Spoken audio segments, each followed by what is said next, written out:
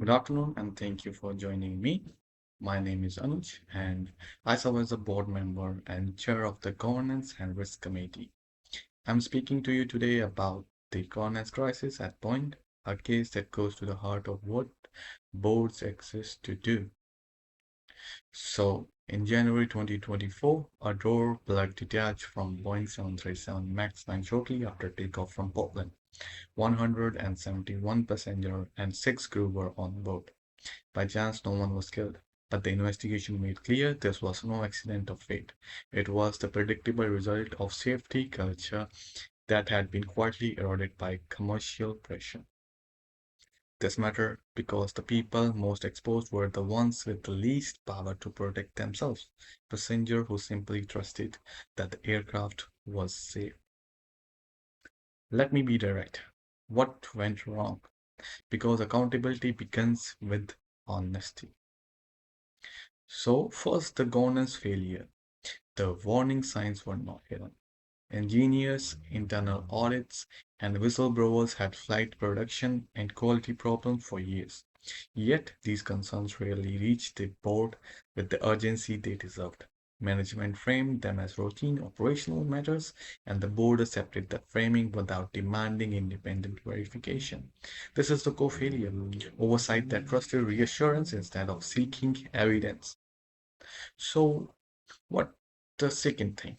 The risk exposure. This was not a single category of risk. It was strategic, operational, compliance, reputational, and ESG risk all at once. A production system that let schedule, pressure influence, safety sign off. Commitment made to regulators that were never fully implemented, and an internal survey in which fewer than half of employees agreed that the schedule pressure did not cause their teams to lower standards. In a safely critical business, that single static should have stopped the board in tracks.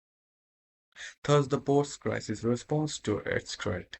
Boeing has acted a new chief executive with deep engineering experience while appointed.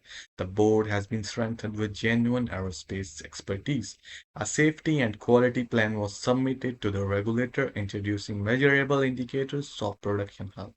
These are necessary steps, but candidly, they are not yet sufficient. Reforms that depends on new faces rather than new structure can quietly unwind. So what are the lessons for any board, including my own? So on risk assessment, a risk register is worthless without binding escalation rights. Safety concern must reach the board directly, not be filtered through the people under the pressure to meet the targets. On ethical accountability, when incentives reward more speed over safety, people behave accordingly. Accountability has to be personal and visible at the top. So, on stakeholder management, the duty of care is owned first to those who cannot protect themselves. Here, the traveling public. This is simple. And if I had to name one actionable reform my committee would champion, it is this. Tie a meaningful portion of executive remuneration directly to audited safety performance, with bonuses forfeited if the company fails an independent safety audit. Make safety something leaders feel personally, not just something they discuss. So it's the basic thing. Let me close with this. Boeing's crisis is a reminder that a board's first responsibility is not share price. It is the obligation the organization owes to society.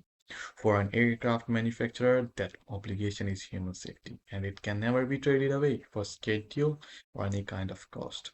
Ethical leadership is not a statement we publish, it is a structure we build. One where safety has authority, where accountability is real, and where the common good is protected by design, not by the good intentions.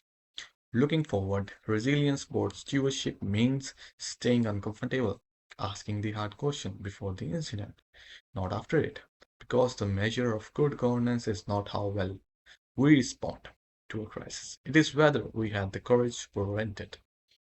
And that's all. Thank you.